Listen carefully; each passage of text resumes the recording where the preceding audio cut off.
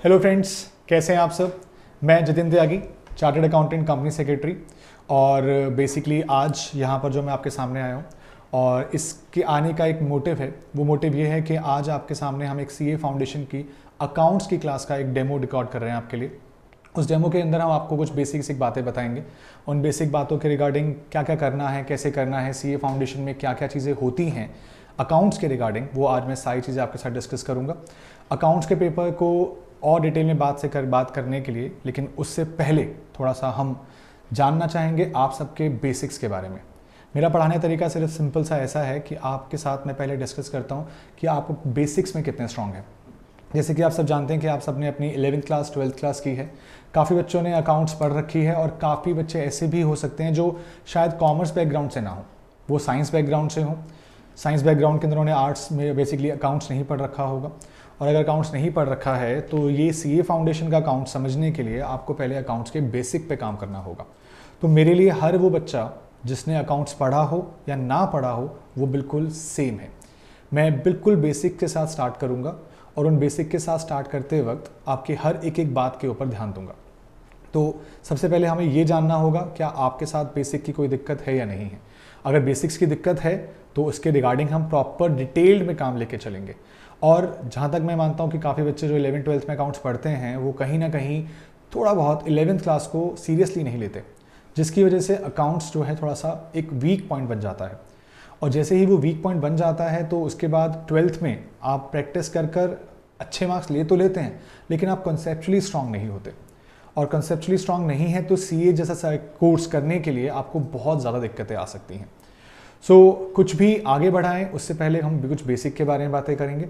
और बेसिक्स के लिए मैं पहले आपके साथ डिस्कस करना चाहूँगा कुछ बेसिक अकाउंटिंग रूल्स। मैं आपको कुछ बताना चाहूँगा जो अकाउंटिंग में होता है। जैसे कि आप सबको याद हो 11th क्लास में आपने एक डेफिनेशन पढ़ी थी अकाउंटिंग के बारे में। Accounting is the art of recording, classifying, summarising, something कुछ इस तरह से। इन सब को हम थोड़ा डिटेल में आज बात करेंगे। पहले डिटेल में बात करने के बाद हम अपने कोर्स कंटेंट की बातें करेंगे। मैं आपको कोर्स कंटेंट प्रॉपर तरीके से दिखाऊंगा जो एक्चुअली में ICAI, institute of chartered accountants of India ने आपके लिए प्रिस्क्राइब किया है। उसके अकॉर्डिंग कौन सा चैप्टर कितने मार्क्स का आता है, कौन से सेक्शन में आता है, वगैरह वगैरह, उन सब के बारे में बातें करेंगे। तो उससे पहले लेकिन हम अपना पहले बेसिक डिस्कस कर लें। बेसिक डिस्कस करने के बाद हम आगे बढ़ेंगे। मेरा पूरे का पूरा कोर्स इसी तरह से चलेगा कि हर एक चीज़ का पहले बेसिक डिस्कस होगा, फिर उस चैप्टर के बारे में हम डिस्कशन करना शुरू करेंगे। ऑल्दो मैं आज आपको कोई चैप्टर स्टार्ट कराऊं या ना कराऊं, लेकिन मैं आपके बेसिक पे बहुत काम करूं। मेरा आज तक का जो पढ़ाने का तरीका है वो इसी चीज़ के रिगार्डिंग है। पहले एक बार बेसिक बात करते हैं अकाउंटिंग की डेफिनेशन के लिए। जब हम अकाउंटिंग के बारे में बात करते थे आप सबने सुना था या पढ़ा था, accounting is the art of recording, classifying, summarising in a significant manner in terms of money. तो ये सारी बातें उसके अंदर आती हैं, लेकिन इन सब के बाद ना एक और इम्पॉर्टेंट चीज़ है जो हमें अकाउंटिंग का प्रोसेस समझाती है। अगर अकाउंटिंग का प्रोसेस समझ में आ जाए तो कोई दिक्कत की बात ही नहीं। प्रोसेस के अंदर क्या क्या चीज़ें आती हैं वो आपको समझना है। अगर मैं बोलता हूँ कि प्रोसेस की बात करूँ तो प्रोसेस के अंदर सबसे पहला पॉइंट होता है कि आइडेंटिफाई करना। आइडेंटिफाई करना किसको आइडेंटिफाई करना? ट्रांजैक्शन एंड इवेंट्स को। अच्छा, ट्रांजैक्शन एंड इवेंट के अंदर मैं एक और इंपॉर्टेंट बात लिखना चाहूंगा, एक इंपॉर्टेंट वर्ड लिखना चाहूंगा, वो है फाइनेंशियल। यानी कि आप आइडेंटिफाई करेंगे फाइनेंशियल ट्रांजैक्शन इवेंट्स को। अच्छा, ट्रांजैक्शन और इवेंट में क्या फ़र्क है? आप सबने बहुत बार ये वर्ड सुने होंगे, लेकिन आपको एक बेसिक डिफरेंस बताना बहुत ज़रूरी है कि ट्रांजैक्शन और इवेंट में क्या फ़र्क होता है। आप सबके अकॉर्डिंग बहुत सारे एग्जाम्पल्स हो सकते हैं, बट मैं आपको कुछ एक सिंपल सी बात बताकर इन दोनों के अंदर डिफ्रेंशिएट करूँगा। जब मैं वर्ड बोलता हूँ ट्रांजैक्शन, तो ट्रांजैक्शन का मतलब है किसी चीज़ के होने से फाइनेंशियल रिसोर्सेज में चेंज आना। अगर कोई चीज़ होने से आपके फाइनेंशियल रिसोर्सेज में चेंज आता है तो वो आपके लिए एक ट्रांजैक्शन है। और अगर फाइनेंशियल रिसोर्सेज में चेंज ना आए, वो जैसे थे वैसे ही रहें, तो आप उसको बोलते हैं वो आपके लिए एक इवेंट है। फॉर एग्जाम्पल एक सिंपल सा एग्जाम्पल देता हूँ कि अगर आप कुछ गुड्स परचेज करते हैं, गुड्स परचेज करना एक फाइनेंशियल ट्रांजैक्शन है जिसमें गुड्स आएंगे और कैश जाएगा। गुड्स आएंगे, कैश जाएगा, यानी कि रिसोर्सेज चेंज हो रहे हैं। और जब मैं बोलता हूं कि 31 मार्च ईयर एंड पे उन्हीं स्टॉक का वैल्यूएशन कीजिए, उन्हीं स्टॉक का वैल्यूएशन कीजिए, तो वो स्टॉक वैल्यूएशन आपके लिए एक इवेंट की तरह कंसीडर हो जाता है। यानी कि गुड्स का खरीदना एक ट्रांजैक्शन है, गुड्स का बेचना एक ट्रांजैक्शन है, और ईयर एंड पे उन्हीं गुड्स को जो आपके गोडाउन में अवेलेबल हैं at the end of the year, उनका वैल्यूएशन करना आपके लिए एक इवेंट की तरह है। तो दो चीजें समझिएगा, ट्रांजैक्शन और इवेंट। ट्रांजैक्शन जो फाइनेंशियल रिसोर्सेज में चेंज लेकर आता है, इवेंट जो आपके फाइनेंशियल रिसोर्सेज में चेंज लेकर नहीं आएगा। तो सबसे पहला पॉइंट ये था कि आइडेंटिफाई करेंगे फाइनेंशियल ट्रांजैक्शन और इवेंट को। उसके बाद अगर हम आगे चलें तो अगला पॉइंट होता है, ऑल्दो जो ये मेन प्रोसेस का पार्ट नहीं है, ये कैरेक्टरिस्टिक्स है एक तरह से इसकी, लेकिन मैं आपको बोलना चाहूंगा measuring in terms of money. ये बात तो इंप्लाइड है। इंप्लाइड का मतलब ये हुआ कि आपके लिए बात माननी ही है कि आप सिर्फ उन्हीं ट्रांजैक्शन और इवेंट्स को अपनी बुक्स में लेकर आते हो जो मनी टर्म्स में होते हैं। जो मनी टर्म्स में है ही नहीं, उनको रिकॉर्ड करने की बात ही नहीं आती। तो ये दो जो बातें हैं ना, ये आप सबको कभी ढूंढनी नहीं पड़ती हैं, ये प्रैक्टिकल लाइफ में हमेशा मिलती है। ऑल्दो प्रैक्टिकल लाइफ और जो हम पढ़ रहे हैं उसमें ज़मीन आसमान का फ़र्क है। क्यों? क्योंकि आपको पढ़ाया जाएगा मार्क्स लेने के लिए बुकिश नॉलेज के पॉइंट ऑफ व्यू से, और जो हम काफ़ी चैप्टर ऐसे भी पढ़ेंगे जिनका आजकल प्रैक्टिकल लाइफ में कोई यूज़ नहीं है, वो सब बदल चुके हैं, हट चुके हैं। जो भी टेक्नोलॉजिकल चेंजेस आए हैं, सिस्टम आए, कंप्यूटर हैं, इनकी वजह से उन सब चैप्टर्स की एडवांटेजेस खत्म हो चुकी हैं।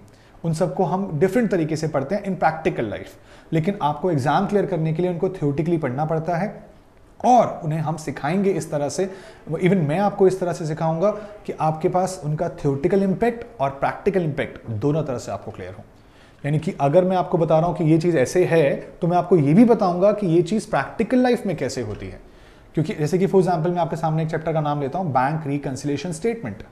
ये बैंक रिकंसिलिएशन स्टेटमेंट आपने अपनी 11th क्लास में पढ़ा है, लेकिन इस बैंक रिकंसिलिएशन स्टेटमेंट का प्रैक्टिकल लाइफ में किस तरह से यूज होता है, मैं आपको वो भी सिखाऊंगा। क्यों? क्योंकि आपके लिए मेन काम है प्रैक्टिकल लाइफ में जाके करना। थ्योरेटिकल लाइफ आपको स्कूल या एग्जाम में आपको सीबीएसई में मार्क्स दिला सकती है, लेकिन पॉइंट ये है कि आपका अब आईसीआई में जब आप सीए की डिग्री मिल जाएगी आपको, तो आपको प्रैक्टिकली काम करना है। आप किसी कंपनी के लिए काम कर रहे होंगे, आप किसी अपने लिए काम कर रहे होंगे, या फिर आप किसी भी तरह से कुछ भी अगर कोई ऑर्गेनाइजेशन में काम कर रहे हो, तो बिजनेस के अंदर बैंक रिकंसिलिएशन स्टेटमेंट बनना एक मस्ट है। सो इसीलिए आपको उसका प्रैक्टिकल एस्पेक्ट भी सिखाया जाएगा। ऐसे ही बहुत सारे चैप्टर्स आएंगे, जैसे कि for example rectification of error, bills of exchange, financial statements, not for profit organisations के फाइनल अकाउंट्स, और कंसाइनमेंट है, एवरेज ड्यू डेट है, अकाउंट करंट है, और कंपनी अकाउंट्स आएंगे, पार्टनरशिप अकाउंट्स आएंगे। तो इन सब के बारे में हम प्रैक्टिकली डिस्कस करेंगे। लेकिन जब तक वहां पहुंचें, उससे पहले आप ये समझें कि आपका बेसिक क्या है, क्योंकि अगर आपको बेसिक नहीं आएगा तो वो सारे अकाउंट्स आप फिर से वैसे ही पढ़ने वाले होंगे जो आपने 11th-12th में करा है। 11th-12th में आपने मार्क्स लेने के लिए बहुत अच्छे से मेहनत की, बहुत अच्छे से प्रैक्टिस की, बहुत अच्छे मार्क्स भी आए होंगे आपके, लेकिन पॉइंट इज कि जब आप इसको अब पढ़ रहे हैं तो इसका ये ध्यान रखिए कि आपने इसे सिर्फ पढ़ने के लिए या मार्क्स लेने के लिए नहीं पढ़ना है। आपने इसलिए पढ़ना है क्योंकि अब आगे जाकर आप लोगों को कंसल्ट करने वाले हैं, उनको अपनी कंसल्टेंसी सर्विस देने वाले हैं। जितनी ज़्यादा नॉलेज आप यहाँ से लेकर जाएंगे, उतना ज़्यादा ही आप आगे दुनिया की सिखा पाएंगे, सीख पाएंगे और हेल्प कर पाएंगे। तो सबसे पहला पॉइंट मेरा हो गया था, आइडेंटिफाई करेंगे हम फाइनेंशियल ट्रांजैक्शन और इवेंट्स को। सेकंड पॉइंट मेरे पास आता है कि हम उन्हें मेजर करेंगे इन टर्म्स ऑफ मनी। ये आपने एक अकाउंटिंग प्रिंसिपल में भी सुना हुआ है, मनी मेजरमेंट कॉन्सेप्ट होता है कि अकाउंट्स के अंदर सिर्फ वही बातें रिकॉर्ड होती हैं जो मनी टर्म्स में आप मेजर कर सकते हैं। नाउ अब मैं आगे चलता हूं आपके साथ, थर्ड पॉइंट की बात करेंगे। थर्ड पॉइंट है हमारे लिए रिकॉर्डिंग। अब रिकॉर्डिंग क्या है? कोई भी ट्रांजैक्शन अगर होती है, और अगर मैं आपको एक सिंपल सी बात बताऊं, अकाउंट्स के अंदर चलते हैं फाइनेंशियल ईयर, और इस फाइनेंशियल ईयर के अकॉर्डिंग लेट्स से मैं आपको बोलता हूं एक फाइनेंशियल ईयर है 1 अप्रैल 19 से लेकर 31 मार्च 20। इस पूरे फाइनेंशियल ईयर के अंदर जो जो ट्रांजैक्शंस होंगी, और ट्रांजैक्शंस की अगर मैं क्वांटिटी बढ़ा दूं, क्वांटिटी का मतलब अगर मान लीजिए पूरे साल के अंदर 10,000 ट्रांजैक्शन हुई, तो आप 10,000 ट्रांजैक्शंस को याद नहीं रख सकते। आपको उन ट्रांजैक्शंस को अपने पास क्या करना होगा? रिकॉर्ड करना होगा। तो रिकॉर्डिंग एक प्रैक्टिकल एस्पेक्ट है आपके अकाउंटिंग प्रोसेस का। जहां से आपकी एक्चुअल अकाउंटिंग स्टार्ट होती है।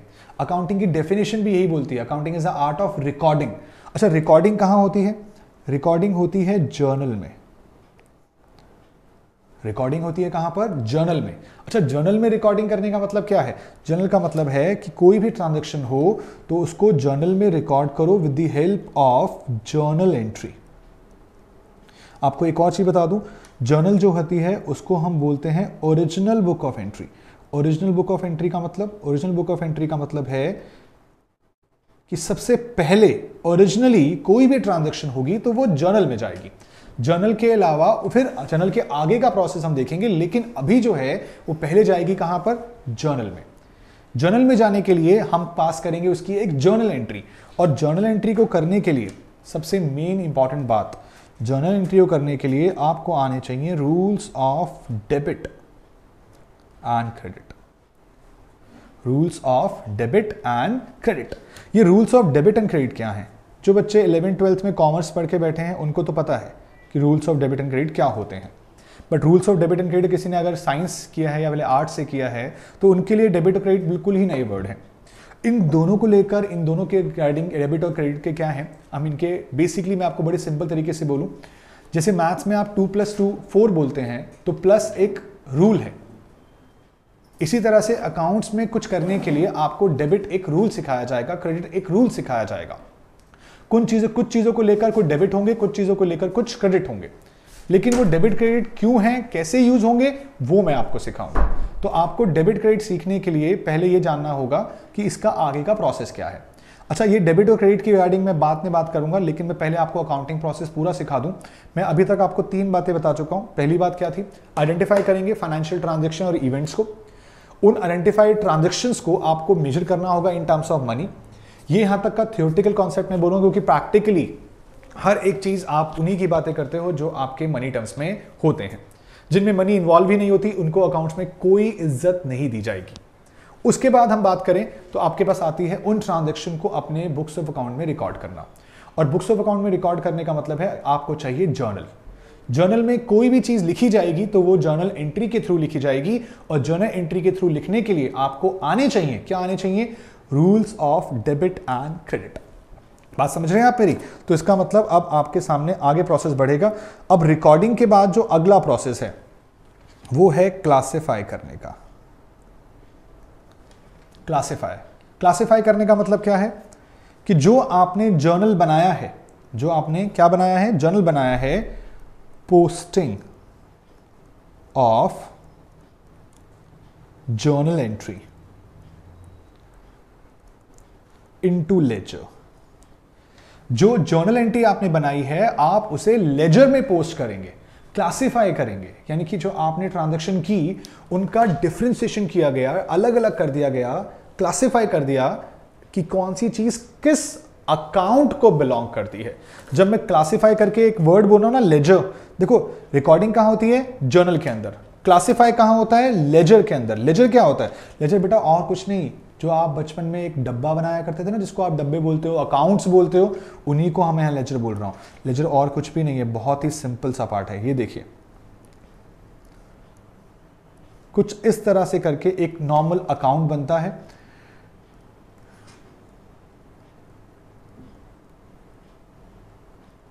और उस अकाउंट के अंदर आता है पर्टिकुलर्स,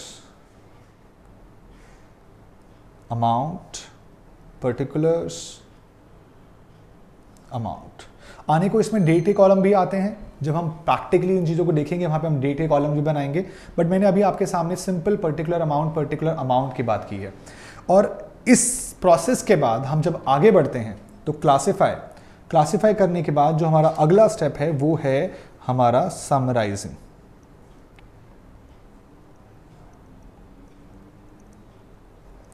हम समराइज करेंगे। समराइजिंग करने का मतलब है कि हम बनाएंगे अपने पास क्या? हम बनाएंगे trial balance. Trial balance, yes. आप जो भी ट्रांजैक्शन रिकॉर्ड करोगे जर्नल में, जर्नल से वो जाएगी लेजर में, लेजर से वो पहुंचेगी, उनके जो फाइनल बैलेंस बचेंगे वो पहुंचेंगे कहां पर? वो पहुंचेंगे ट्रायल बैलेंस में। ट्रायल बैलेंस एक इस तरह की स्टेटमेंट है जो लेजर से निकलने वाले फाइनल बैलेंसेस को शो करती है।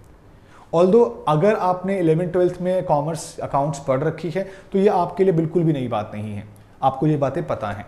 लेकिन अगर आप पहली बार इस बारे में आज सुन रहे हैं तो आपके लिए बहुत ही मुश्किल चीज़ें लगेंगी। लेकिन धीरे धीरे करके जैसे जैसे हम अपने कोर्स को आगे बढ़ाएंगे, इन सब बातों को आप धीरे धीरे समझते जाएंगे, सीखते जाएंगे। तो पॉइंट आपको ये ध्यान रखना होगा कि आपके पास जो जो चीज़ें हैं आप उनको किस तरह से देखेंगे। अच्छा, आप इनके लिए मैं आपको और आसान आपके लिए हेल्प कर दूं। जो बच्चे साइंस बैकग्राउंड से हैं या आर्ट्स बैकग्राउंड से हैं, जो अकाउंट्स की बेसिक टर्म्स को भी नहीं जानते, इन सब के बारे में हमारे यूट्यूब चैनल के ऊपर, मेरे नाम से एक यूट्यूब चैनल है सी जितेंद्र त्यागी अकाउंट्स गुरु, उसके अंदर जाकर आप 11th क्लास की बेसिक वीडियोस मैंने वहां डाली हुई हैं।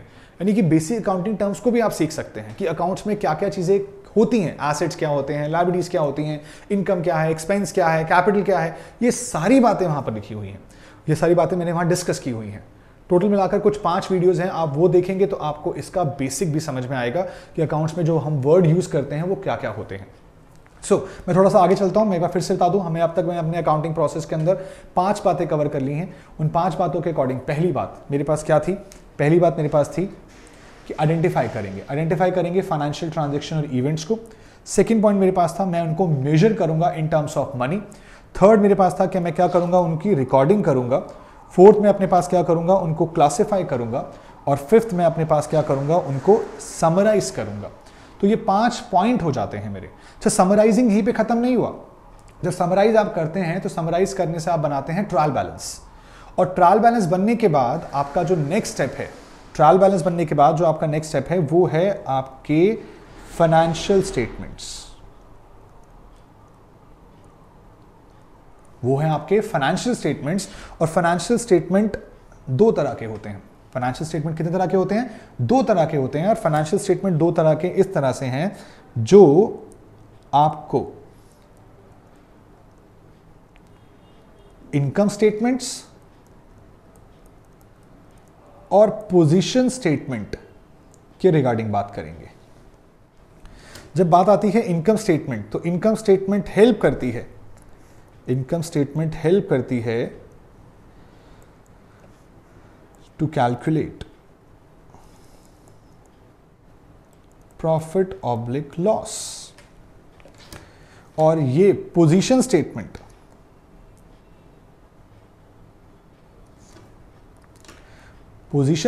हेल्प करती है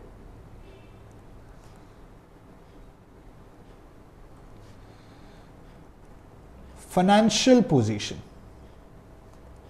यानी कि इनकम स्टेटमेंट हेल्प करेगी इनकम पोजीशन कैलकुलेट करने में, और पोजीशन स्टेटमेंट हेल्प करेगी आपको आपकी फाइनेंशियल पोजीशन हेल्प कैलकुलेट करने में।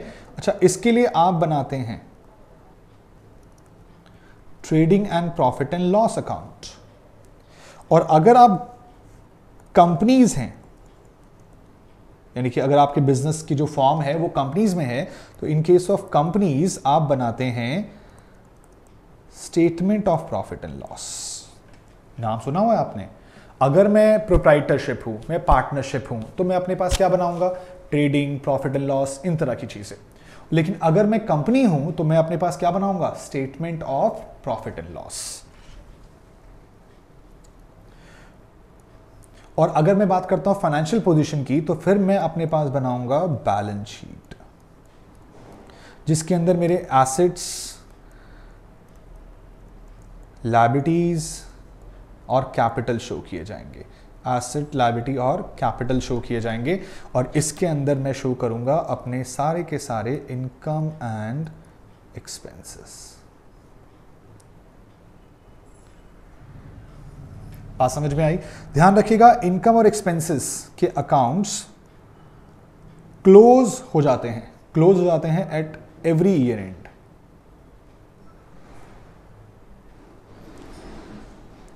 और ये जो एसेट, लायबिलिटी और कैपिटल होते हैं, ये कैरी फॉरवर्ड होते हैं, carry forward to next year. बात समझ पा रहे हैं आप मेरी? तो बेसिकली जो इनकम एक्सपेंसेस हैं वो आपके क्लोज हो जाएंगे। इनकम एक्सपेंस के बेसिस पर आप अपने प्रॉफिट वगैरह कैलकुलेट करेंगे। बेसिकली रेवेन्यू और एक्सपेंस का मैं डिफरेंस बोलूं तो आपके लिए प्रॉफिट या इनकम बनेगा, और वो कैपिटल में जाके ऐड होता है। और फिर बचता है एसेट, लायबिलिटी और कैपिटल। ये 3 चीजें ही ऐसी हैं जो कैरी फॉरवर्ड होती हैं to the next year. Income expense कभी कैरी फॉरवर्ड नहीं होते, सिर्फ एसेट, लायबिलिटी और कैपिटल, ये तीन चीजें ऐसी हैं जो कैरी फॉरवर्ड होती है नेक्स्ट ईयर के अंदर। सो ये मेरा समराइजिंग पार्ट पूरा होता है। समराइजिंग पार्ट के बाद क्या है, जब आप समराइजिंग पे पहुंच जाते हैं तो समराइजिंग के बाद जो आपका नेक्स्ट पार्ट आता है वो आता है analysis and interpretation. Analysis and interpretation, analysis का मतलब बेटा आपने तो बुक भी पढ़ी है, जो बच्चे कॉमर्स बैकग्राउंड से हैं उन्होंने 12th क्लास में एक बुक पढ़ी थी, analysis of financial statement. Financial statement का एनालिसिस, एनालिसिस का मतलब है कि आप एनालाइज करो। सर ये क्या मतलब हुआ? एनालाइज का मतलब समझो बेटा, एनालाइज का मतलब होता है कि अगर आप कोई चीज देखें तो उसको देखकर ये आइडेंटिफाई करें कि उसमें क्या कमी है, क्या फायदे हैं।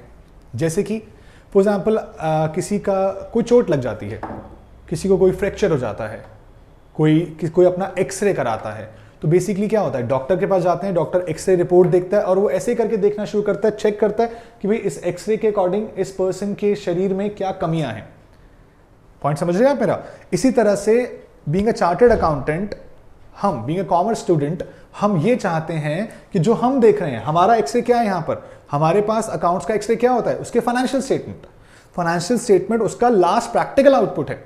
उस लास्ट प्रैक्टिकल आउटपुट की अगर मैं बात करूं तो उसके अकॉर्डिंग मुझे चाहिए क्या कि भाई इसके trading profit loss, basically income statement में प्रॉफिट है या लॉस है, कम है ज्यादा है, एनालाइज करके बताओ। और बैलेंस शीट के अंदर देखते हैं उसकी फाइनेंशियल पोजीशन स्ट्रांग है या नहीं है। तो इसका मतलब हम एनालिसिस करते हैं, इंटरप्रेट करते हैं कि भाई क्या ये चीजें सही हुई या नहीं हुई। और ये 6 स्टेप पूरा कर हम चलते हैं आगे, और जो आगे हमारा स्टेप है वो 7th स्टेप है, और वो ये कहता है कि जो भी आपने एनालाइज किया उसे कम्युनिकेट करो। किसको? यूजर्स को कम्युनिकेट करो। यूजर्स को कम्युनिकेट करो। यस, हमारी अकाउंटिंग इंफॉर्मेशन, जो ये सारा अकाउंटिंग इंफॉर्मेशन हम प्रिपेयर कर रहे हैं, देखो मैं एक बिजनेसमैन हूं, अगर मैं बिजनेसमैन हूं तो मेरे बिजनेस के अंदर बहुत सारे लोग ऐसे इन्वॉल्व होंगे जो मेरी अकाउंटिंग इंफॉर्मेशन में इंटरेस्टेड है, और उन्हीं लोगों को मैं बोलता हूं कि ये मेरी अकाउंटिंग इंफॉर्मेशन के यूजर्स हैं। जैसे फॉर एग्जांपल कंपनीज को चलाने वाले अलग लोग होते हैं और उसके मालिक अलग होते हैं। जो मालिक होते हैं वो शेयर होल्डर्स होते हैं, मेंबर्स होते हैं, और चलाने वाले डायरेक्टर्स और मैनेजर्स होते हैं। तो जब ये काम कर रहे होते हैं तो उन्हें अपनी इंफॉर्मेशन अपने मालिकों को देनी होती है। तो कुछ लोग यूजर्स की फॉर्म में 2 पार्ट में डिवाइड हो जाते हैं। यूजर्स आपके 2 तरह के हो सकते हैं।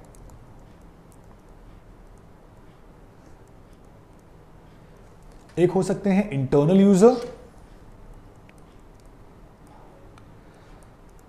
दूसरे हो सकते हैं एक्सटर्नल यूजर्स। अगर मैं बात करता हूं इंटरनल यूजर्स की, तो इंटरनल में कौन कौन आता है? इंटरनल में आते हैं आपके ऑनर्स,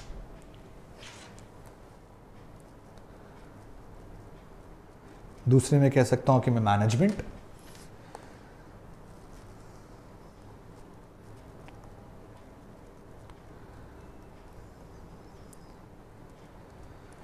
एम्प्लॉयज एंड वर्कर्स। ये वो लोग हैं जो आपके बिजनेस में इंटरनली इन्वॉल्व हैं। मालिक तो है ही, मैनेजमेंट जो काम करती है, और एम्प्लॉय वर्कर्स जो आपके स्टाफ है। तो बेसिकली ये 3 लोग हैं जो हमारी इंटरनली इंफॉर्मेशन, जो हमारे बिजनेस की इंफॉर्मेशन है उसमें इंटरेस्टेड है। जब एक्सटर्नल की बात आती है तो एक्सटर्नल में कौन कौन है? एक्सटर्नल में है banks and financial institutions. Banks and financial institution. दूसरा है क्रेडिटर्स। तीसरे हैं गवर्नमेंट। फोर्थ है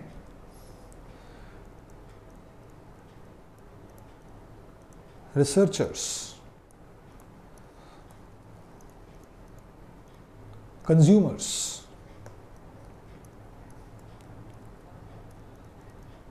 पब्लिक। तो ये कुछ ऐसे लोग हैं जो एक्सटर्नल यूजर्स हैं। बैंक्स हैं, फाइनेंशियल इंस्टीट्यूशंस हैं, क्रेडिटर्स हैं, गवर्नमेंट है, रिसर्चर्स हैं, कंज्यूमर्स हैं, पब्लिक हैं। तो ये एक्सटर्नल है, आउटसाइडर पार्टीज हैं जो हमारे बिजनेस में इंटरेस्टेड हैं to know about the business, जो चीज़ें उन्होंने पैसा दे रखा है, जो हमें लोन देते हैं, जो गवर्नमेंट है, गवर्नमेंट टैक्सेस के लिए इन्वॉल्व होती है, रिसर्चर्स हैं, रिसर्च वर्क करते हैं, कंज्यूमर को अपने जो प्राइस मिल रहा है उसके बारे में चार्ज करना है, पब्लिक को एम्प्लॉयमेंट के लिए जानना है। तो बेसिकली ये सब लोग ही हमारे इस बिजनेस में, हाँ मैं एक और मैं लोग पर्सन का नाम डालना चाहूँगा, मेन इंपॉर्टेंट पर्सन हैं हमारे बिजनेस के इन्वेस्टर्स और पोटेंशियल इन्वेस्टर्स। इन्वेस्टर्स वो जिन्होंने हमारे बिजनेस से पैसा लगा रखा है, और पोटेंशियल इन्वेस्टर्स वो लोग जो बिजनेस से पैसा लगाना चाहते हैं। तो इन सब के बेसिस पर ही ये हमारा अकाउंटिंग प्रोसेस पूरा होता है। सर ये अकाउंटिंग प्रोसेस तो थोड़ा बहुत समझ में आया, लेकिन हमें एक्चुअली में बेसिक सीखना है। हाँ बेटा बेसिक सीखेंगे, लेकिन पहले आपको बेसिक किस तरह से बना है वो भी सीखना होगा। तो अब तक मिलाकर मैंने आपको 7 पॉइंट बताया, और इन 7 पॉइंट को एक बार मैं जल्दी से रिवाइज करा दूं। मैंने आपसे पहले क्या बोला, सबसे पहले आपको सीखना होगा कि आपने हमेशा अपनी ट्रांजैक्शंस को, फाइनेंशियल ट्रांजैक्शन और इवेंट्स को आइडेंटिफाई करना होगा। ट्रांजैक्शन वो है जिसकी वजह से क्या आता है, चेंज इन रिसोर्सेस। इवेंट वो है नो चेंज इन रिसोर्सेस।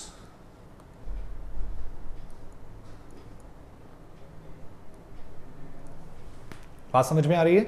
उसके बाद आपके पास क्या है, measuring in terms of money, money terms से मेजर करेंगे। थर्ड आपके पास है, उन्हें आप रिकॉर्ड करेंगे। रिकॉर्ड करने के लिए आपको क्या चाहिए, जर्नल। जर्नल का एक और नाम क्या है, ओरिजिनल बुक ऑफ एंट्री। और जर्नल एंट्री की हेल्प, जर्नल एंट्री की हेल्प कौन करेगा, rules of debit and credit. और उसके बाद आप क्या करेंगे, क्लासिफाई करेंगे। फिर आप करेंगे इनको क्लासिफाई करने के लिए posting of journal entry into the ledger. फिर आप बनाएंगे क्या, समराइजिंग। समराइजिंग का मतलब आप बनाएंगे इसके लिए ट्रायल बैलेंस। ट्रायल बैलेंस की हेल्प से क्या बनेगा, फाइनेंशियल स्टेटमेंट। फाइनेंशियल स्टेटमेंट आपके 2 तरह के होते हैं, इनकम स्टेटमेंट्स और पोजीशन स्टेटमेंट। इनकम स्टेटमेंट जो आपको हेल्प करती है आपकी इनकम पोजीशन, प्रॉफिट और लॉस निकालने में, और फाइनेंशियल पोजीशन आपको हेल्प करती है पोजीशन स्टेटमेंट आपको हेल्प करती है आपकी फाइनेंशियल पोजीशन के बारे में बताने के लिए। इनकम स्टेटमेंट के लिए आप बनाते हैं trading and profit and loss account. In case of companies हम बोलते हैं स्टेटमेंट और प्रॉफिट एंड लॉस। लेकिन अगर आप बात करते हैं पोजीशन स्टेटमेंट या अपनी फाइनेंशियल पोजीशन जानने की, तो उसके लिए हम बनाते हैं अपनी बैलेंस शीट, जिसके अंदर एसेट, लायबिलिटी और कैपिटल शो किए जाएंगे। उसके अलावा यहाँ पे बात करें हम, समराइजिंग के बाद अगला स्टेप होता है एनालिसिस एंड इंटरप्रिटेशन का, और उसके बाद हम करते हैं कम्युनिकेट टू दी यूजर्स। यानी कि आपने अपने बिजनेस में कितना कमाया, कितना फायदा, कितना नुकसान, क्या एसेट, क्या लायबिलिटी, क्या एक्सपेंस, ये सब बातें अल्टीमेटली आपके मालिकों के पास पहुंचेगी, आपकी मैनेजमेंट के पास पहुंचेगी, आपके एम्प्लॉयज और वर्कर्स के पास पहुंचेगी, क्योंकि एम्प्लॉय वर्कर को भी बोनस चाहिए। तो ये सब लोग इंटरेस्टेड हैं आपके बिजनेस के इंफॉर्मेशन के अंदर। उसके अलावा मैं आपसे बोलूं तो आपके जो जितने भी एक्सटर्नल पार्टीज हैं, जो आपको लोन देते हैं, जो आपको उधार देते हैं काम करने के लिए, जो गवर्नमेंट आपसे टैक्सेस देना चाहती है, वो सब लोग भी इंटरेस्टेड होते हैं, इन्वेस्टर इंटरेस्टेड होते हैं। तो ये सारा का सारा आपका अकाउंटिंग प्रोसेस है। अब अल्टीमेट बात यह आती है कि आपने सर एक बात बोली थी, rules of debit and credit. Yes बेटा, मैंने डेबिट एंड क्रेडिट बोला है, और ये डेबिट और क्रेडिट को और डिटेल में जानने के लिए देखो मैं एक सिंपल सी बात बोलूंगा, मैं अभी कुछ रूल्स लिखवाऊंगा rules of debit and credit के बारे में। लेकिन उससे पहले मैं आपसे थोड़ा कुछ पूछना चाहूँगा कि वो चीज़ आपको आती है नहीं आती है। अभी हम डायरेक्टली कनेक्टेड तो नहीं है, लेकिन जब ये वीडियो आप देख रहे होंगे तो प्लीज़ कोशिश कीजिएगा मुझसे कनेक्ट होने की। जब मैं कोई एंट्री पूछूं तो आप माइंड में सोचें, क्योंकि जब तक आप सोचेंगे नहीं ना तो हमारा कनेक्शन नहीं बैठेगा। आप सब जानते हैं कोरोना वायरस की वजह से आप सब घर बैठे हैं, हम भी अपने घर बैठकर रिकॉर्डिंग कर रहे हैं, और जब ये रिकॉर्डिंग आपके सामने आ रही है तो उस वक्त तक शायद आपने या फिर सब चीज़ें नॉर्मल हो चुकी हों। अगर नॉर्मल नहीं हुई हैं तो आपका और मेरा फेस टू फेस कनेक्शन होना बहुत मुश्किल है। जब तक कनेक्शन नहीं होता है तो आपका कनेक्शन हमारा इसी तरह से डिजिटलाइजेशन के थ्रू ही हो पाएगा। तो क्यों ना आप, जब मैं कुछ आपसे पूछूं तो आप उसका सोचें मन में आंसर। जब आप सोचेंगे ना तो आपको एक चीज़ समझ में आएगी कि हाँ, हमारी क्लैरिटी ऑफ थॉट्स मैच करने शुरू हो गए हैं। जब मैं किसी पॉइंट को लूँगा तो हमारा कनेक्शन बनना शुरू हो जाएगा। जब तक हमारा इंटरेक्शन बेटर नहीं होगा ना, तब तक मैं आपको जो भी सिखाना चाहूँ आप नहीं सीख पाएंगे। सबसे पहली ज़रूरत होती है आपका इस चीज़ को मानना कि आप सीखने आए हैं। दूसरा, हम पे विश्वास करना कि हम जो आपको सिखा रहे हैं वो आपके बेस्ट पॉइंट ऑफ व्यू से सिखाया जा रहा है कि आप उसको अच्छे से समझ पाएं। और तीसरा, हमको चाहिए रिजल्ट। सिर्फ रट्टा मार के रिजल्ट नहीं लाना है, आपको समझ कर रिजल्ट लाना है। अकाउंट्स जैसा सब्जेक्ट जो सीए फाउंडेशन में है वो बहुत ही ईजी है, बहुत ही ज़्यादा स्कोरिंग है, मार्क्स में आने में बच्चा फेल, मैं बोलूं कि उसमें फेल होगा, नहीं, बच्चा फेल नहीं होगा, लेकिन हमारा कंसर्न ये है कि आपके हाईएस्ट मार्क्स आए। मेरे प्रीवियस बैचेस के रिजल्ट के अकॉर्डिंग 96 मार्क्स हाईएस्ट आए हुए हैं। और अगर नवंबर 19 रिजल्ट की बात करूं तो मेरे पास 15 ऑल इंडिया रैंक्स थे सीए फाउंडेशन में, यानी कि मेरे बढ़ाए बच्चों के 15 बच्चों के ऑल ओवर इंडिया रैंक आए। तो मैंने इतनी मेहनत की हुई है बच्चों के साथ, कितने बच्चों के 90 से मार्क्स, 80, 70 की तो लिस्ट लगी हुई है, यानी बहुत ज़्यादा। तो आपका और मेरा कनेक्शन और मेरी नॉलेज आपके लिए इसी पॉइंट ऑफ व्यू से है कि आपके पास जो डिटेल हमारी पहुंचे वो बेस्ट पहुंचे। तो प्लीज़ अब जो मैं यहाँ से बोलने जा रहा हूँ आप उसमें कनेक्शन करेंगे, आप मेरे साथ कोशिश करेंगे कि जब मैं आपसे पूछूँ तो आप मुझे इस बात का जवाब दें। और ज़्यादा मुश्किल नहीं है, आपने जो पढ़ रखा है मैंने वही पूछना है आपसे। और मैं आपसे सिर्फ एक सिंपल सी बात पूछना चाहूँगा कि आपके लिए कोई भी ट्रांजैक्शन जब होती है तो उसको रिकॉर्ड करने के लिए आपको करना पड़ता है जर्नल का यूज़। और जब आपको जर्नल का यूज़ करना होता है तो उस जर्नल को किस तरह से बनाया जाएगा वही मुझे आपसे पूछना है। अब इसके लिए एक बड़ा सिंपल सा पॉइंट है, मैं आपसे एक जर्नल एंट्री पूछूंगा, आप उस जर्नल एंट्री का जवाब देंगे, और बहुत ही सिंपल जर्नल एंट्री है।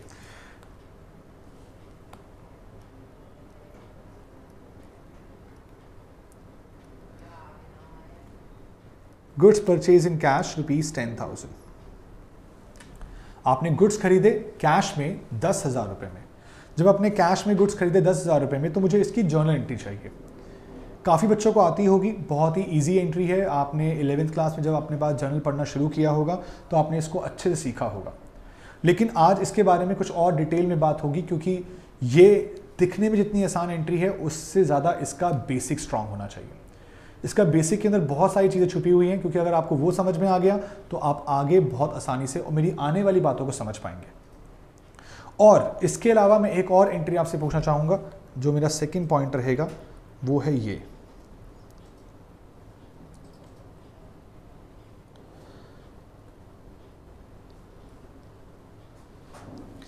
इवन आप मुझे मेरी पहली सेकंड एंट्री का आंसर करिए, जिसमें लिखा हुआ है furniture purchase in cash ₹10,000। Furniture purchase in cash ₹10,000।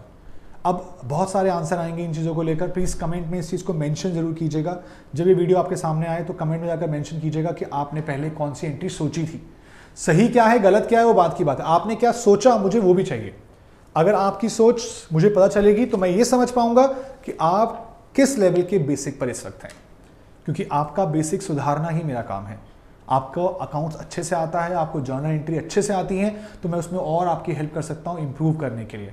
Chartered accountant बनने के बाद देखिए, बहुत ध्यान सुनिएगा, सीए फाउंडेशन ही एक आखिरी स्टेप है जहां पर आप अपना बेसिक स्ट्रॉन्ग कर सकते हैं, क्योंकि इसके बाद कोई आपसे एक्सपेक्ट नहीं करेगा। जब मैं सीए इंटर के स्टूडेंट्स को पढ़ाता हूं तो मैं ये एक्सपेक्ट नहीं करता कि उनको मैं बेसिक सिखाऊं, क्योंकि मैं जानता हूं कि वो बच्चा बेसिक में स्ट्रांग होगा। जो बच्चे मुझसे फाउंडेशन पढ़े होते हैं मेरे को दिक्कत ही नहीं आती उनके साथ, लेकिन जो बच्चा मुझसे फाउंडेशन नहीं पढ़ा होता उसको बहुत दिक्कतें आती हैं। क्यों? क्योंकि उसका बेसिक उसने कैसे पढ़ा मुझे क्या पता, उसने मेरे हिसाब से तो नहीं पढ़ा ना। इसीलिए मैं अपनी इंटर की क्लासेस के अंदर भी स्टार्टिंग में बेसिक की डिस्कशन करता हूं, लेकिन वो डिस्कशन इतनी डीप डिस्कशन नहीं हो सकती जितनी यहां पर हो रही है, क्योंकि इस डिस्कशन के रिगार्डिंग हमारा फोकस सिर्फ इस चीज पे कि हर एक जर्नल एंट्री आपने कैसे करनी है वो आपको आती हो। तो फोकस इस चीज पे रहेगा हमेशा कि आपका जर्नल कैसे स्ट्रांग हो सकता है। और मैंने आपको बताया कि हमारी जो बिल्डिंग है ना अकाउंट्स की, वो रिकॉर्डिंग पे टिकी हुई है। रिकॉर्डिंग बेस है, उसके ऊपर लेजर है, फिर क्लासिफिकेशन में ट्रायल बैलेंस आ रहा है, फिर आपके ट्रेडिंग बन रहे हैं, प्रॉफिट एंड लॉस बन रहे हैं। तो अगर बेस स्ट्रांग नहीं होगा ना तो बिल्डिंग गिर जाएगी, और अगर बिल्डिंग गिर गई तो फिर क्या फायदा। तो इसीलिए मैं क्या बोला, पहले अपना बेस स्ट्रांग करो। जैसे जैसे बेस स्ट्रांग होता जाएगा बिल्डिंग में जान आती जाएगी।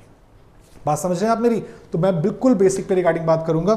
और आई गेस अब तक आप सबने कमेंट में जाके लिख दिया होगा फर्नीचर परचेज इन कैश की एंट्री क्या होती है। फर्नीचर परचेज इन कैश की एंट्री होती है, मैं बच्चों के पॉइंट से बोलता हूँ, कुछ बच्चे बोलते हैं सर फर्नीचर टू कैश, कुछ बच्चे बोलते हैं सर परचेजेस टू कैश। और आप सब जानते हैं कि फर्नीचर टू कैश की एंट्री ठीक है, बट परचेजेस टू कैश की एंट्री ठीक नहीं है। क्यों? क्योंकि जब हम परचेजेस की बात बोल रहे हैं तो इसका मतलब हम गुड्स परचेज कर रहे हैं। वेरी गुड, यही तो बात समझनी है आपको। जब हम बात कर रहे हैं फर्नीचर परचेज की तो एंट्री होती है furniture account debit to cash account.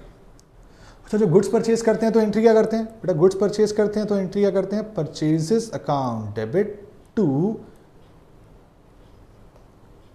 Cash account. अब मेरा आपसे एक बड़ा सिंपल सा सवाल है। ये सिंपल सवाल ये है कि जब हमने फर्नीचर परचेज किया तो आपने ये माना कि हमने एक एसेट खरीदा, लेकिन जब हम गुड्स खरीदने गए तो फिर हमने परचेजेस वर्ड लिखा, गुड्स वर्ड नहीं लिखा या स्टॉक वर्ड नहीं लिखा। क्यों नहीं लिखा? आपको ये जानना जरूरी है, आपको ये समझना जरूरी है। जब तक आप ये नहीं समझ पाएंगे ना तो आपका बेसिक कहीं ना कहीं दिक्कत देगा। आपसे शायद आज से पहले किसी ने बात पूछी भी ना हो और शायद आपने कभी सोचा भी ना हो, लेकिन यहां पर आकर हर पर्सन ये एक्सपेक्ट करेगा। आपका क्लाइंट आपसे पूछ सकता है इन फ्यूचर कि सर जब फर्नीचर परचेज करते हो तो आप कहते हो furniture account debit to cash, क्योंकि आप बोलते हो एसेट है। तो गुड्स मेरे लिए एसेट है या नहीं है? अगर गुड्स एसेट है तो सर गुड्स का अकाउंट को डेबिट में लिखो, गुड्स अकाउंट वर्ड लिखो या फिर स्टॉक अकाउंट लिखो। लेकिन अगर आप जब गुड्स को एसेट नहीं मान रहे हो, एक्सपेंस मान रहे हो, तो फिर परचेजेस वर्ड आएगा। और आप सबने तो पढ़ा ही परचेजेस वर्ड है, तो उसका मतलब गुड्स एसेट नहीं है, एक्सपेंसेस है। अगर गुड्स एक्सपेंसेस है तो फिर आप गुड्स को एसेट में क्यों लिखते हो? तो ये तो पॉइंट डिस्कशन का है, क्योंकि गुड्स क्या है यही तो समझना है। गुड्स एसेट है तो उसके अकॉर्डिंग, गुड्स एक्सपेंस है तो उसके अकॉर्डिंग ट्रीटमेंट देंगे। आज समझ में आई? पहले मैं बात करता हूं फर्नीचर के रिगार्डिंग। फर्नीचर हमारे लिए एसेट है और फर्नीचर के रिगार्डिंग जो rules of debit and credit में आपको सिखाने वाला हूं उसके अंदर मैं आपको कुछ बताना चाहूंगा। एसेट के रिगार्डिंग एक रूल होता है कि एसेट का बैलेंस होता है डेबिट। अब आप मुझसे पूछोगे सर डेबिट क्यों होता है? उसका मेरे पास कोई आंसर नहीं। जैसे कि मैं आपसे बोलूं कि सर 2 + 2 = 4 होता है, तो सर 2 + 2 0 क्यों नहीं होता? तो मेरे पास का कोई आंसर नहीं, क्योंकि हमें सिखाया गया है कि प्लस जो है वो आपका एडिशन के बारे में शो करता है। यही क्यों शो करता है इसका कोई रीजन नहीं है। इसी तरह से एसेट को डेबिट दिया गया या लायबिलिटी को क्रेडिट दिया गया, इसका कोई रीजन नहीं है। ये रूल्स बनाए गए हैं और इन रूल्स के अकॉर्डिंग ही अकाउंटिंग सिखाई गई है। तो मैं इन चीजों के लिए बात नहीं कर पाऊंगा, मुझे भी नहीं पता कि भाई क्यों ऐसा होता है। हाँ, मैं बिल्कुल क्लैरिटी से बोलूंगा कि हाँ ये रूल्स हैं, ये आपको याद करने होंगे। जैसे 2 + 2 प्लस का साइन आपने याद किया, मेमोराइज किया कि भाई अगर ऐसा लिखा मिलेगा तो वो प्लस ही है, अगर ऐसा लिखा मिलेगा तो वो माइनस है। तो इसका मतलब इसी तरह से अगर डीआर एसेट लिखा मिलेगा तो उसका डेबिट ही होगा और कुछ नहीं होगा। तो ये चीज आपको समझनी है, माननी है इस चीजों को लेकर। नाउ अब उसके बाद ये आता है कि अगर हम फर्नीचर परचेज करते हैं तो वो क्या furniture account debit to cash करते हैं, दोनों ही एसेट हैं। लेकिन जब हम गुड्स परचेज करते हैं तो क्या वो एसेट है या नहीं है? कुछ बच्चे बोलेंगे सर गुड्स एसेट है, कुछ बच्चे बोलेंगे गुड्स एसेट नहीं है, गुड्स एक्सपेंस है। तो मैं आपको बता दूं कि गुड्स दोनों चीजें हैं। सर दोनों चीजें, ये कैसे हो सकता है? हाँ बेटा, दो चीजें हो सकती हैं, लेकिन वो दो चीजें दो अलग अलग टाइमिंग पे होती हैं। मतलब अगर मैं बात करूं आपसे 31 मार्च ईयर एंड के दिन, उस दिन आपके गोडाउन में जो गुड्स पड़े हैं वो आपके लिए एसेट है। लेकिन उसके अलावा जब भी आप पूरे साल गुड्स को खरीद रहे हो वो आपके लिए एसेट नहीं है, वो आपके लिए एक्सपेंस है। कैसे? सुनो ध्यान से। जब आप गुड्स खरीदते हो तो आपके गुड्स को खरीदने की आपकी मोटिव क्या होता है? आपका सर गुड्स को बेचना। यस, गुड्स को बेचना। अच्छा, जब आप फर्नीचर खरीदते हो तो आपका फर्नीचर को खरीदने का मोटिव क्या है? उसको बेचना नहीं, फर्नीचर को रखना, यूज करना। लेकिन जब आप गुड्स खरीदते हो तो आपका मोटिव होता है उसको या तो बेच दें या फिर उसको कंजम्पशन में ले लें, ताकि गुड्स एक फिनिश गुड्स बन जाए और उसको बेच दें। अल्टीमेटली गुड्स का पर्सपेक्टिव जा रहा है उसको बेचने के लिए। बात समझ में आती है? लेकिन एसेट का पर्सपेक्टिव कभी भी उसे बेचने के लिए नहीं होता। तो जब मैं गुड्स खरीद रहा होता हूं तो मेरी इंटेंशन है, मेरा सोच है कि भाई मुझे गुड्स को बेचना है। जब बेचने से क्या होगी? इनकम। तो खरीदने से क्या होगा? खरीदने से एक्सपेंस होगा, खरीदने से एक्सपेंस होगा। यस, इसीलिए हमेशा परचेजेस वर्ड लिखा गया और परचेजेस वर्ड को हम दिखाते हैं ट्रेडिंग अकाउंट में। और आप जानते हैं ट्रेडिंग अकाउंट में सारे के सारे एक्सपेंसेस आते हैं, डायरेक्ट एक्सपेंसेस आते हैं। तो इसका मतलब गुड्स का खरीदना आपके लिए हमेशा एक एक्सपेंस है। सर फिर एसेट कब है? एसेट तब है बेटा जब आप गुड्स खरीदकर उसे एंड में नहीं बेच पाए। अच्छा, कैसे? देखो ध्यान से देखना, मैं बड़ा एक सिंपल सा एग्जांपल देता हूं आपको। ये 1 अप्रैल 19 है, ये 31 मार्च 2020 है। ये पूरे साल में आपने गुड्स परचेज किए 1 लाख रुपए के। तो आप एंट्री क्या करोगे? आप एंट्री करोगे purchase account debit to cash 1 lakh रुपए से। अच्छा, अल्टीमेटली ये गुड्स या परचेजेस कहां जाएंगी? ये गुड्स या परचेजेस जाएंगी ट्रेडिंग अकाउंट में टू परचेजेस 1 लाख। बेसिक पे ध्यान देना। अच्छा, आप इस 1 लाख में से आपने 90,000 के गुड्स सेल कर दिए 1,20,000 में। अच्छा, सेल की एंट्री क्या होगी? सेल की एंट्री होगी cash account debit to sales. कितने से? 1,20,000 से। बिल्कुल ठीक, ये लीजिए बाय सेल्स 1,20,000 से। अब बहुत ध्यान सुनना, 1,20,000 की जो सेल हुई वो आपके लिए रेवेन्यू है, और 1 लाख की जो आपने परचेज की वो आपके लिए एक्सपेंस है। और रेवेन्यू माइनस एक्सपेंस क्या आता है? Income, profit. तो अगर मैं यहां पर प्रॉफिट निकालूं जिसको हम जीपी बोलते थे, तो अगर 1,20,000 माइनस 1 लाख कर दूं तो ये 20,000 आ जाएगा। लेकिन क्या आपने एक्चुअली 20,000 कमाया है? नहीं, आपने तो कमाया है 90,000 और 1,20,000 का डिफरेंस कितना? 30,000 रुपए। लेकिन आप कितना दिखा रहे हो इस सब पे जीपी? 20,000 रुपए। इसका मतलब 10,000 रुपए कहीं बचा हुआ है। देख सकते हो आप, 1 लाख से 90,000 कितना बचा हुआ है? 10,000। ये क्या है? ये स्टॉक इन हैंड है। और ये स्टॉक इन हैंड 31 मार्च को नहीं बिक पाया, अब ये अगले साल बिकेगा, तो आज के दिन ये बन गया आपका एसेट, करंट एसेट, जिसको आप with in a year next year में बेच दोगे।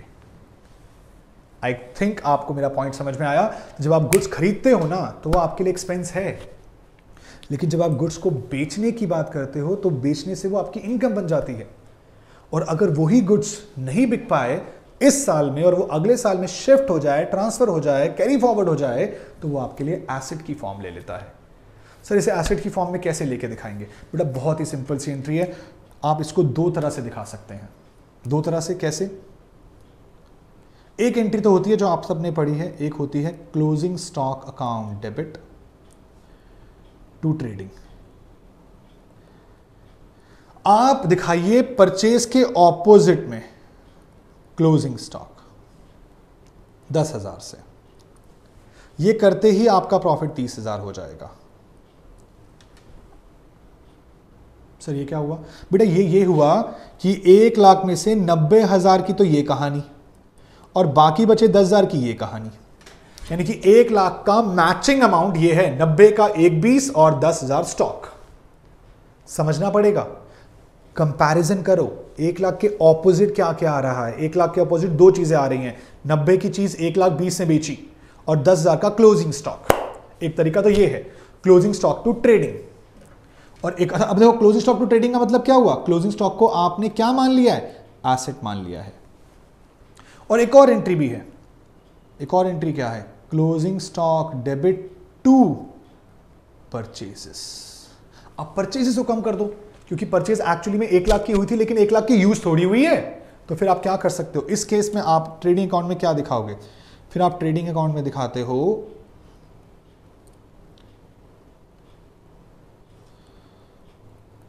टू परचेजेस कितना? 1 लाख। सेल कितनी? 1,20,000। और आप यहां लिख देते हो क्लोजिंग स्टॉक 10,000 का, जिससे अब आपका नेट इंपैक्ट परचेजेस पे कितना आया? 90,000 का। और ये अब बच गया आपके पास जीपी कितना? 30,000। ये लीजिए, चेक कर सकते हो, कंपैरिजन कर लीजिए। दोनों के प्रॉफिट 30-30 ही आ रहे हैं और दोनों में क्लोजिंग स्टॉक रिकॉर्ड हुआ है। हाँ, इसमें यहां शो नहीं हो रहा, लेकिन जब आप अपनी बैलेंस शीट बनाएंगे तो दोनों केसेस में बैलेंस शीट में क्लोजिंग स्टॉक ये वाला भी पहुंचेगा और ये वाला भी पहुंचेगा।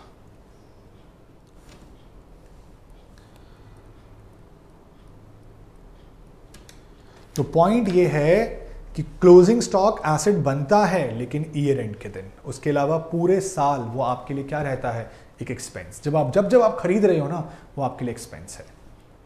अब सर ये बात तो हमने कभी सोची नहीं। यस, क्यों आपने क्यों नहीं सोची? क्योंकि कभी आपको जरूरत नहीं पड़ी, और ये जरूरत ना पड़ना ही सबसे बड़ी दिक्कत है। और लेकिन जब आप चार्टर्ड अकाउंटेंसी का जब कोर्स करने जा रहे हो, आप चार्टर्ड अकाउंटेंट बनने जा रहे हो, फ्यूचर में आपको बहुत ज़्यादा बड़ी बड़ी कंपनीज को संभालना है, तो ऐसे ऐसे पॉइंट आपको कोई सिखाएगा नहीं। ये लास्ट मौका है सीखने का। ये इस वीडियो के अंदर मैं इतना बेसिक आपके अंदर भर दूंगा कि आप समझ जाएंगे कि इस चीज़ के अंदर हमें क्या क्या चीज़ें करनी होती हैं। तो समझिएगा इस चीज़ को लेकर कि आपके लिए ज़रूरी है कि ये बेसिक एंट्रीज कैसे रिकॉर्ड होती हैं। अब आप समझ गए होंगे कि परचेज क्या है और स्टॉक क्या है। क्लियर है यहाँ तक की बातें? मैं कुछ और पॉइंट को लेकर चलूंगा आपके साथ, उस पॉइंट के अकॉर्डिंग डिस्कस करेंगे। ध्यान से देखिएगा, मेरा एक और पॉइंट आप सबके सामने आता है इसी चीज़ को लेकर, क्योंकि ये ऐसे वीकनेस पॉइंट हैं, वीक पॉइंट्स हैं आपके, जहां पर आप डरते हो, घबराते हो। ये वर्ड देख के आपका काफ़ी बच्चों को डर लग गया होगा कि सर ये कौन सा वर्ड आ गया फिर से। ये वर्ड आप सबने सुना हुआ है, आउटस्टैंडिंग एक्सपेंसेस। मैं थोड़ा सा इसे और डिटेल में लिख दूं, expenses due but not paid. और आपको फिर से वही करना है, आपकी सोच, माइंड में जो एंट्री आ रही है ना इस चीज़ के रिगार्डिंग, वो सोचिए क्या होती है। कुछ बच्चे बोलते हैं आउटस्टैंडिंग एक्सपेंसेस टू कैश, कुछ बच्चा बोलता है expense account debit to cash, कुछ बच्चे बोलते हैं आउटस्टैंडिंग एक्सपेंसेस टू एक्सपेंसेस। आप पता है जो भी आप एंट्री बोलते हो वो बोलते हो जो आपको याद होती है। जब मैं आपसे पूछा था ना फर्नीचर परचेज इन कैश, आपने फटाफट आंसर दिया था furniture to cash, furniture to cash. जब मैंने आपसे पूछा गुड्स परचेज इन कैश, आपने फटाफट आंसर दिया purchase in cash, purchase in cash, क्योंकि वो आपने इतनी बार की है कि वो रट गई हैं आपको। लेकिन जब ये ऐसी एंट्री आपके सामने आती है जहां पे आपको सोचना पड़ता है, वहां आप घबराते हो, और ऐसी एंट्री ही आपके लिए दिक्कत डालती है। मैं आज आपको एक बात बताना चाहूंगा, अकाउंटिंग ट्रांजैक्शन को बेस्ट तरीके से समझने के लिए, रिकॉर्ड करने के लिए जरूरी है कि आप हमेशा उसको डुअल एस्पेक्ट में तोड़ें। हर एक ट्रांजैक्शन का डबल इफेक्ट होता है, और उस डबल इफेक्ट को समझना ही आपके लिए मेन बात है। अगर आपने डबल इफेक्ट समझ लिया तो आपको कभी कोई दिक्कत नहीं आएगी। तो मेन पॉइंट यह है कि आप डबल एस्पेक्ट पे जाने के लिए हमेशा उस ट्रांजैक्शन को तोड़ें, चेक करें क्या चीज बढ़ रही है, क्या चीज कम हो रही है, क्या इंक्रीज हो रहा है, क्या डिक्रीज हो रहा है। और ये इंक्रीज डिक्रीज ही आपको सिखाएगा कि एक्चुअल में एंट्री क्या होनी चाहिए। अब बच्चों की एंट्रीज में क्या निकलती हैं? बच्चे बोलते हैं outstanding expenses account debit to cash. अब मैं जो बच्चे ये बात बोलते हैं, मैं उनसे पूछना चाहूंगा, एक बात बताओ, जब आप कैश वर्ड लिख रहे हो इसका मतलब आपने पेमेंट कर दी है, और यहाँ क्या लिखा हुआ है, नॉट पेड। तो जब नॉट पेड लिखा है तो कैश कैसे आ सकता है? तो ऐसी एंट्री आपने जो याद की है या फिर आपको जो थोड़ी बहुत नॉलेज से निकल के आई वो आपने बोल दी, लेकिन वो तो गलत है। तो आपको जानना होगा कि पहले एक्चुअल एंट्री क्या होती है, ये डेबिट में क्यों आएगा, क्रेडिट में क्या आएगा, ये सब बातें। और इन्हीं डेबिट क्रेडिट को जानने के लिए मैं अब आपके सामने लिख रहा हूं इनके rules of debit and credit, basic rules.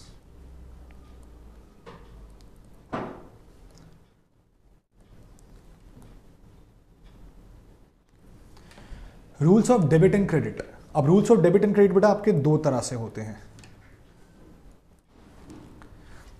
एक होते हैं ट्रेडिशनल क्लासिफिकेशन, और एक होते हैं मॉडर्न क्लासिफिकेशन। ऑल्दो मैं प्रेफर करता हूं कि मैं आपको मॉडर्न क्लासिफिकेशन के अकॉर्डिंग पढ़ाऊं। मॉडर्न ज़माना है तो ऑब्वियस सी बात है मॉडर्न क्लासिफिकेशन से पढ़ना चाहिए। लेकिन ऑल्दो हम ट्रेडिशनल के बारे में भी बात करेंगे, लेकिन हम ट्रेडिशनल को पढ़ेंगे थ्योरेटिकल पॉइंट ऑफ व्यू से। हमारा पूरा का पूरा कोर्स चलेगा मॉडर्न क्लासिफिकेशन के अकॉर्डिंग कि उसमें क्या क्या चीज़ें आती हैं। और मॉडर्न के अकॉर्डिंग हमारा जो बेसिक कॉन्सेप्ट है वो ये है। आप सबने पढ़ रखा होगा पहले, बहुत अच्छी बात है। अगर नहीं पढ़ा तो प्लीज़ इसको आज अच्छे से पढ़िएगा ज़रूर, क्योंकि आपको ये बहुत हेल्प करने वाला है। ये आज आप अगर आपने सीख लिया तो इसके बाद आपको अकाउंटिंग करने में कभी दिक्कत नहीं आएगी, क्योंकि ये बिल्कुल अकाउंट्स की जान है जिसके बेसिस पर पूरी अकाउंटिंग चलती है। बैलेंसेस, अकाउंट्स के अंदर सिर्फ 5 चीज़ें हैं, एसेट्स, एक्सपेंसेस, लायबिलिटी इनकम और कैपिटल। सर 5 ही क्यों है? 5 होने का भी बेटा रीजन है। 5 इसलिए हैं क्योंकि अभी आपने कुछ पढ़ा पीछे थोड़ी देर पहले, उस थोड़ी देर पहले आपने क्या पढ़ा कि आपके फाइनेंशियल स्टेटमेंट होते हैं। फाइनेंशियल स्टेटमेंट कौन कौन से होते हैं? ट्रेडिंग प्रॉफिट लॉस अकाउंट और बैलेंस शीट। और इन ट्रेडिंग प्रॉफिट लॉस और बैलेंस शीट के अंदर जो आता है वो आप ध्यान से देखिएगा, एसेट, लायबिलिटी और कैपिटल, ये तीनों कहाँ आते हैं? ये तीनों आते हैं बैलेंस शीट में। और उसके बाद जो बचा एक्सपेंसेस और इनकम, ये आते हैं आपके या तो ट्रेडिंग अकाउंट में या फिर प्रॉफिट एंड लॉस अकाउंट में। तो इसके अलावा तो कुछ है ही नहीं, यानी कि इन 5 बैलेंस के अलावा कभी आपको कुछ मिलेगा ही नहीं एक्स्ट्रा। इन 5 के अलावा कुछ है भी नहीं। आप कोई भी बात बोलोगे, कोई भी ट्रांजैक्शन बोलोगे, तो मैं उन्हें उठाकर इन 5 बैलेंस में ही डाल दूंगा। और जब इन 5 बैलेंस में आ जाएगा तो फिर टेंशन ही खत्म हो जाएगी। तो क्योंकि बेसिक अकाउंटिंग रूल्स तो यही है। अब इसके अकॉर्डिंग मैं आपसे बोलूं तो इनका हमें पहले चेक करना होता है कि ओरिजिनल बैलेंस क्या होता है। ओरिजिनल बैलेंस के लिए एसेट का बैलेंस है डेबिट, एक्सपेंस का बैलेंस है debit, liability credit, income credit, capital credit. ये डेबिट क्यों है, क्रेडिट क्यों है, ये रूल है। इसका आंसर मेरे पास भी नहीं। हाँ, लेकिन इनको अप्लाई कैसे करना है वो मैं आपको सिखाऊंगा। उसके बाद हम बात करेंगे इनके इंक्रीज के बारे में। इंक्रीज में बिल्कुल सेम ऑर्डर रहेगा। डेबिट वाला डेबिट में रहेगा, क्रेडिट वाला क्रेडिट में रहेगा, बिल्कुल सेम ऑर्डर रहेगा। और उसके बाद आती है बात किसकी? डिक्रीज की। और डिक्रीज में आप देख रहे हैं बैलेंस हो चुके हैं रिवर्स। डेबिट वाला क्रेडिट हो गया, क्रेडिट वाला डेबिट हो गया। यानी कि बड़े सिंपल तरीके से बोलूं तो आपको तो अल्टीमेटली 5 याद करने, asset, expense, liability, income, capital. और इसको और थोड़ा सा अगर मैं आपके लिए इजी कर दूं तो मैं ये बोलना चाहूंगा, ये है LIC। LIC के जो बैलेंस हैं वो क्रेडिट हैं। LIC वर्ड तो आप सब सुना ही हुआ है। तो LIC के बैलेंस क्रेडिट हैं, बाकी सबके बैलेंस डेबिट होते हैं। एसेट, एक्सपेंस डेबिट हैं, लायबिलिटी, इनकम, कैपिटल क्रेडिट है। इंक्रीज होगा तो वही बैलेंस कंटिन्यू होंगे, और अगर डिक्रीज होगा तो ये बैलेंस रिवर्स हो जाएंगे, इनका रिवर्स इंपैक्ट आएगा। अब इसी के बेसिस पर आपने जो एंट्री मुझसे सीखी या पढ़ी अभी तक, उसकी बात करता हूं। जैसे कि सबसे पहला पॉइंट मैंने आपसे क्या बोला? मैंने आपसे बोला कि हमने फर्नीचर परचेज किया इन कैश ₹10,000। जब आपने फर्नीचर परचेज किया इन ₹10,000 कैश में, तो इसमें 2 एस्पेक्ट सोचो, क्या चीज आई और क्या चीज गई। फर्नीचर परचेज करने से फर्नीचर इंक्रीज करेगा। फर्नीचर क्या करेगा? इंक्रीज करेगा, यानी कि आपका फर्नीचर इंक्रीज होगा, बढ़ जाएगा। और इन कैश करोगे तो कैश क्या करेगा? कैश आपका डिक्रीज हो जाएगा।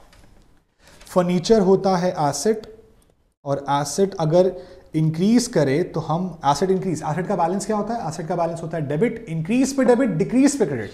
तो एसेट इंक्रीज पे होती है डेबिट। अच्छा, कैश क्या होता है? कैश भी एसेट होता है, और अगर एसेट डिक्रीज हो रही हो तो फिर आपको करना पड़ेगा क्रेडिट। तो अल्टीमेटली एंट्री क्या बनी? एंट्री बनी furniture account debit to cash account. जो एसेट बढ़ेगा वो डेबिट होगा, जो एसेट कम होगा वो क्रेडिट होगा। तो एंट्री बनाने सीखनी है, रटनी नहीं है। रटने बैठोगे तो एंट्री भूल जाओगे, वो शॉर्ट टर्म वाली बात हो जाएगी। लेकिन अगर आपने एंट्री सीख ली, समझ ली, तो वो जिंदगी भर के लिए आपको आएगी और आप आगे भी किसी को समझा सकते हो। मैं सेकंड पॉइंट लेना चाहूंगा आपके लिए, जो हमने एक और डिस्कस किया था, गुड्स परचेज फॉर कैश ₹10,000। अब आपको फिर से समझना है, गुड्स परचेज करने और कैश में करने में डुअल एस्पेक्ट क्या है, 2 बातें क्या हैं। जब आप बोलते हो गुड्स परचेज किया, तो गुड्स परचेज करना एसेट है या एक्सपेंस है? एक्सपेंस है।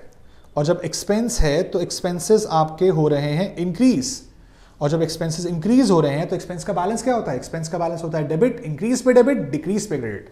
तो इंक्रीज पे करेंगे डेबिट, और जब कैश में लिया तो इससे कैश हो गया है डिक्रीज, और कैश डिक्रीज होने पे फिर से क्या करेंगे?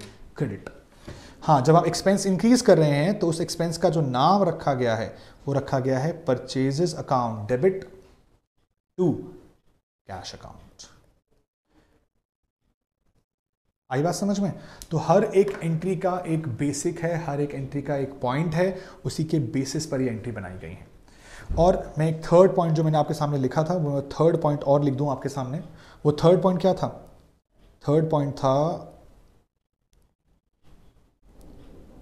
आउटस्टैंडिंग एक्सपेंसेस, जिसको हम बोलते हैं expenses due but not paid.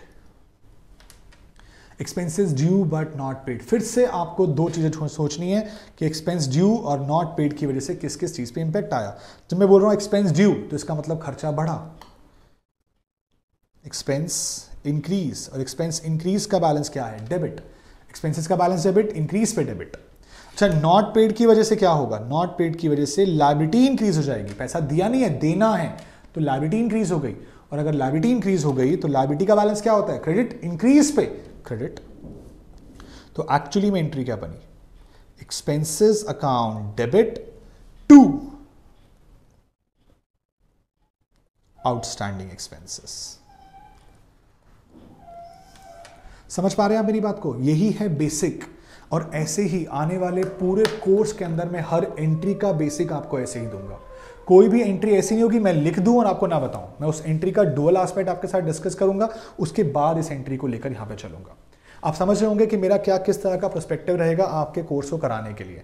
अभी मैं आपको ना थोड़ा सा कोर्स कंटेंट दिखाना चाहूंगा जो आईसीआई की साइट के ऊपर अवेलेबल है, और आपके कोर्स में क्या क्या चीज़ें आती हैं उसके रिगार्डिंग बात करेंगे।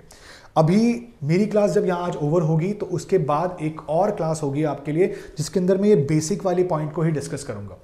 चैप्टर स्टार्ट करना मोटिव नहीं है, चैप्टर स्टार्ट करने से पहले आपको बेसिक समझाना मेरा मोटिव रहेगा। कोर्स करने के लिए टाइम बहुत है हमारे पास, कोई भी सिचुएशन हो, कोरोना की वजह से क्लासेस हो ना हो, लेकिन हम जिस तरह से भी आपके पास अवेलेबल होंगे, आपका कोर्स टाइमली एग्जाम से पहले खत्म हो जाएगा।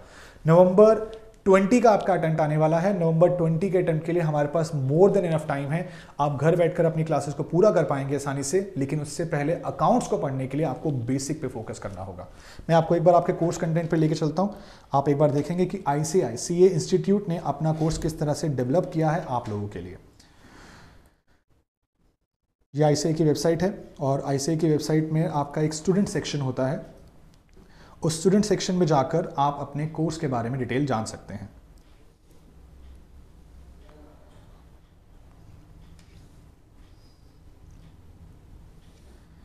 इसके अंदर बोर्ड ऑफ स्टडीज का नॉलेज पोर्टल है, और ये रहा।